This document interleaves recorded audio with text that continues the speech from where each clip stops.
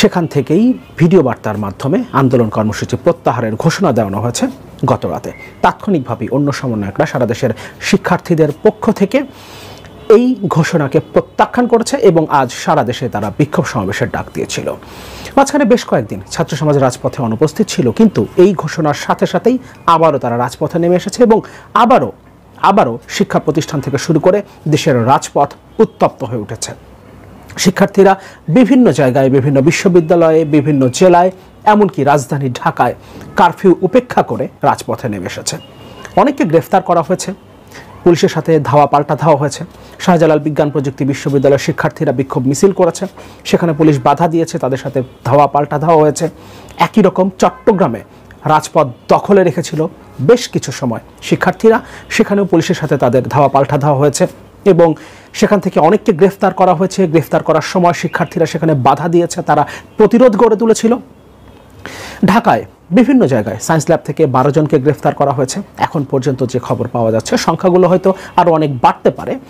ECB চত্বরে সকালেই শিক্ষার্থীরা জমা হয়েছিল, সেখান থেকেও 1 জন বা 2 জনকে গ্রেফতার করা হয়েছে। সেখানে পুলিশ লাঠিচার্জ করেছে, কিন্তু সেখানেও পুলিশের সাথে সাধারণ শিক্ষার্থীদের ধাওয়া পাল্টা ধাওয়া হয়েছে, অর্থাৎ শিক্ষার্থীরা সেখানেও প্রতিরোধ গড়ে তুলেছে। একই রকম পরিস্থিতি ঢাকার আরও বিভিন্ন জায়গায়। পল্টন মোড় থেকে একজন সহ সমন্বয়ক, বৈষম্যবিরোধী ছাত্র আন্দোলনের একজন সহ সমন্বয়ক সহ 4 জনকে গ্রেফতার করা হয়েছে। একইভাবে উত্তরা থেকে এবং নর্থ সাউথ বিশ্ববিদ্যালয়ের সামনে থেকে 12 জনকে গ্রেফতার করা হয়েছে। সেখানেও শিক্ষার্থীরা প্রতিরোধ গড়ে তুলেছিল এবং পুলিশের সাথে সেখানে তাদের ধাওয়া পাল্টা ধাওয়া হয়েছে।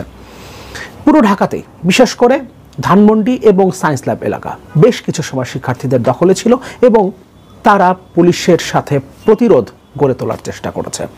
যেভাবে কারফিউ দিয়ে এবং এর আগে নির্বিচারে গুলি করে মানুষ হত্যা করা হয়েছে, তারপরেও শিক্ষার্থীরা একটা ঘোষণা দেবার সাথে সাথে যেভাবে রাস্তায় নেমে এসেছে, এটা প্রমাণ করে এই আন্দোলনকে এত সহজে সরকার দমন করতে পারছে না। ঢাকার বাইরে বরিশালে, রংপুরে বেশ কিছু সময় তারা শিক্ষার্থীরা রাজপথ দখলে রেখেছিল। দেশের আরও বিভিন্ন স্থানে যেভাবে শিক্ষার্থীরা কারফিউ উপেক্ষা করে এবং যেভাবে সকাল থেকে আইনশৃঙ্খলা রক্ষাকারী বাহিনী দিয়ে পুরো এলাকায় একটা ভীতিকর পরিস্থিতি তৈরি করে রাখা হয়েছিল, প্রত্যেকটা জায়গায়, প্রত্যেকটা জেলায়, প্রত্যেকটা বিশ্ববিদ্যালয়, প্রত্যেকটা শিক্ষা প্রতিষ্ঠানের সামনে, তাতে শিক্ষার্থীরা যেভাবে নেমে এসেছে, তারপরও এটা প্রমাণ করে শিক্ষার্থীদের দমিয়ে রাখা যাচ্ছে না। এবং সবচেয়ে বড় বিষয় হলো বিশ্ববিদ্যালয়গুলো বন্ধ করে রাখা হয়েছে, হলগুলো বন্ধ। ঢাকায় যেভাবে ব্লক রেট দেওয়া হচ্ছে, শুধুমাত্র ঢাকায় না, ঢাকার আশেপাশে বিশেষ করে যাত্রাবাড়ি এবং গাজীপুরে, পাশাপাশি সাভারের কথা শোনা যাচ্ছে, যেভাবে ব্লক রেট দেওয়া হচ্ছে, এরপরও শিক্ষার্থীদের দমন করা যাচ্ছে না। শিক্ষার্থীদের অভিভাবকরাও সম্ভবত শিক্ষার্থীদেরকে রাস্তায় নেমে আসতে কোনো বাধা দিচ্ছে না। যেভাবে গুলি করে মানুষ মারা হয়েছে, এতে সারা দেশের মানুষ ঐক্যবদ্ধ হয়েছে।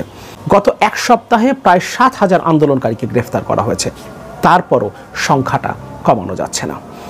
একটা লাইন ফেসবুকে মাঝে মাঝেই ভেসে বেড়ায়, আসছে ফাল্গুনে আমরা দ্বিগুণ হব। ফলে 7,000 গ্রেফতার করে সরকার আরও 14,000-এর ভেতরে যে চেতনা জাগিয়ে তুলেছে, দেশ রক্ষার, দেশের জনগণকে রক্ষার, দেশের মানুষের অধিকার রক্ষার যে চেতনা জাগিয়ে তুলেছে, তাতে এই সরকার এই জুলুম করে, গ্রেফতার করে, পুলিশ দিয়ে শিক্ষার্থীদের পিটিয়ে জখম করে কিংবা গুলি করে মেরে ফেলেও আন্দোলন দমন করতে পারবে না।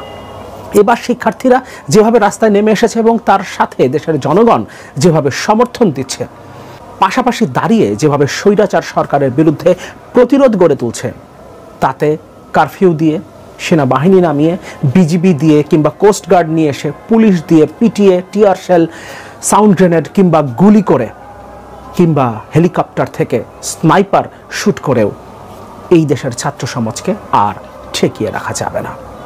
যে 6 জন সমন্বয়কে তুলে নিয়ে যাওয়া হয়েছে, তাদেরকেও ছেড়ে দেওয়ার ব্যাপারে চাপ তৈরি হচ্ছে দেশের ভেতরে এবং দেশের বাইরে থেকে। হাইকোর্টও এই ব্যাপারে সম্ভবত আগামীকাল একটা রায় দেবে। পাশাপাশি যেভাবে ছাত্র সমাজের উপরে গুলি চালানো হয়েছে, সেই ব্যাপারেও একটা রিট হয়েছে এবং হাইকোর্ট এটা নিয়ে কথা বলতে শুরু করেছে।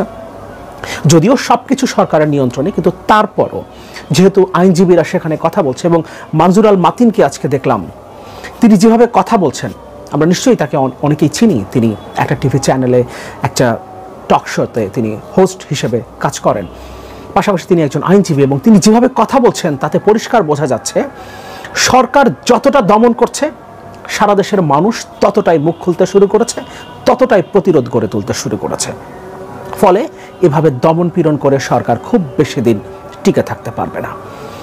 অনেকে আমাকে আজকে ব্যক্তিগতভাবে জিজ্ঞেস করেছেন যে পর্যায়ে আন্দোলনটা চলে গিয়েছিল সেখান থেকে আমরা কি পেছনে ফিরে গেলাম?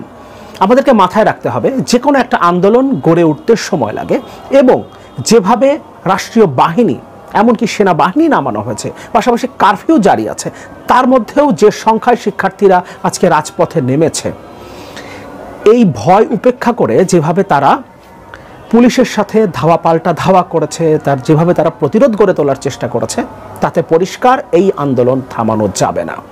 ফলে আমরা হয়তো এখন মনে করছি যে পর্যায়ে আন্দোলনটা চলে গিয়েছিল, এখন সেখান থেকে আমরা হয়তো অনেক পিছিয়ে আছি, কিন্তু পরিস্থিতিটাও আমাদেরকে মাথায় রাখতে হবে এবং যে ডিটারমিনেশন শিক্ষার্থীরা এবং দেশের সাধারণ মানুষ দেখাচ্ছে সেটা সবচেয়ে বড় বিষয়।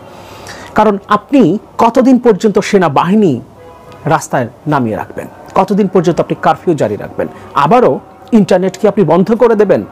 তাহলে দেশের ব্যবসা বাণিজ্যের পরিস্থিতি কোথায় গিয়ে দাঁড়াবে?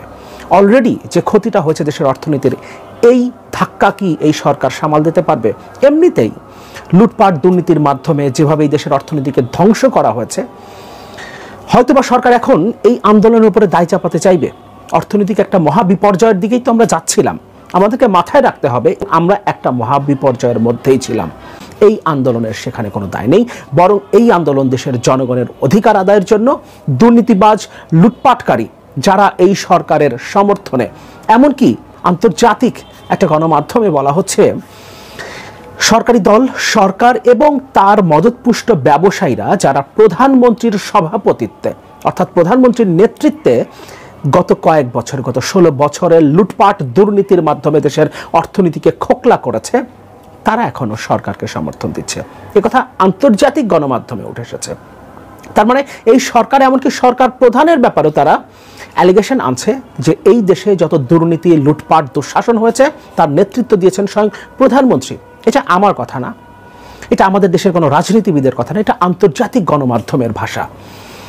এবং এর আগেও আমি আমার ভিডিওগুলোতে বলেছি আন্তর্জাতিকভাবে এখন এই সরকার একটা অথরিটেরিয়ান গভর্নমেন্ট এবং সরকার প্রধান একজন ডিক্টেটর হিসেবে প্রতিষ্ঠিত। ফলে সারা পৃথিবী থেকেই সরকারের উপরে চাপ আসতে থাকবে। দেশের অর্থনীতিকে তারা কোনোভাবেই দাঁড় করিয়ে রাখতে পারবে না এবং ইতোমধ্যেই সরকারি হিসাব অনুযায়ী এখন $15 বিলিয়ন ঘরে নেমে এসেছে ব্যবহারযোগ্য রিজার্ভ। তার মানে আমাদের এই হিসাব থেকে আরও প্রায় $6 থেকে $7 বিলিয়ন বাদ রাখতে হবে। তার মানে হিসাবটা এখন $10 বিলিয়ন নিচে। আমি এর আগে বেশ কয়েকবার আমার ভিডিওগুলোতে বলেছি আগস্ট সেপ্টেম্বর মাস আসতে আসতে আমাদের ডলারের রিজার্ভ $8 বিলিয়ন নিচে নেমে আসবে এবং সম্ভবত সেটা আরও আগেই হয়ে যাবে। ফলে সামনের দিনগুলোতে দেশের অর্থনীতি যে ভয়ঙ্কর অবস্থার দিকে যাচ্ছে, পাশাপাশি দেশের শিক্ষার্থী এবং সাধারণ মানুষ যে ডিটারমিনেশন দেখিয়েছে সরকারের বিরুদ্ধে প্রতিরোধ গড়ে তুলতে, তাতে সরকারের পক্ষে এই আন্দোলন দমন করা কোনোভাবেই সম্ভব না। এবং এই বিক্ষোভ সমাবেশ দেখিয়ে দিয়েছে শিক্ষার্থীদের কোনোভাবেই দমন করা সম্ভব হচ্ছে না, সেনাবাহিনী নামিয়ে সম্ভব হবে না, কারফিউ কন্টিনিউ করেও সম্ভব হবে না। এমনকি পুলিশকে শুটার সাইট কিংবা যদি সেনাবাহিনীকেও শুটার সাইটের অর্ডার দেয়া হয়, তারপরেও এই দেশের জনগণকে, এই দেশের শিক্ষার্থীদেরকে আর দমিয়ে রাখা যাবে না। ফলে আজকের বিক্ষোভ সমাবেশ সত্যিকার অর্থেই শতভাগ সফল হয়েছে এবং